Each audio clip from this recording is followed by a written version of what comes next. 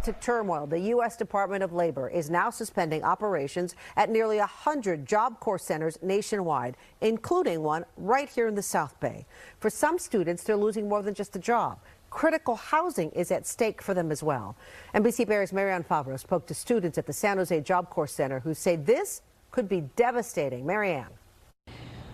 More than 200 students who live, train, and study here were told just last week they have to move out by this Friday.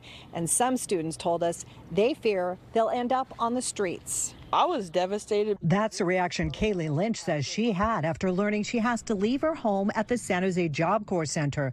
The 22-year-old says under Job Corps, she received her high school diploma and special training for security jobs. For more than 6 decades, the federal program has provided free residential education and job training for low-income people ages 16 to 24. Now the Department of Labor says it's putting nearly 100 centers nationwide on pause. There are more than 200 students who live here in San Jose. They were told they'd have to leave by June 6th, leaving Kaylee wondering what's next. I have a hard background where I was couch surfing for 2 years prior to coming to Job Corps. So for me, it puts me in a mentality of somewhere I don't want to be again. Student body president Christopher Osorio has lived at the center more than 2 years. He's secured a place to stay, but is worried about his classmates.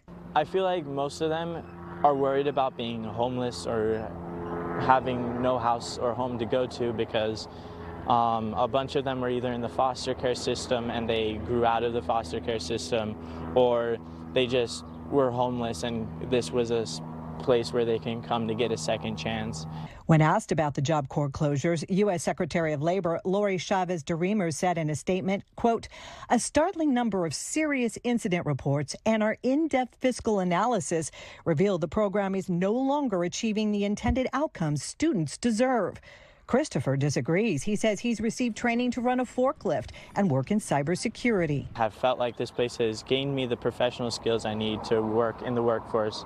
The Department of Labor says it's supporting students through the transition process, but students tell us they don't feel supported as they scramble to find new housing by the end of the week. The fact that we didn't get much of a notice is it sucks because some students may have not even been able to prioritize like saving or like trying to find a job or whatever because they believe they had more time.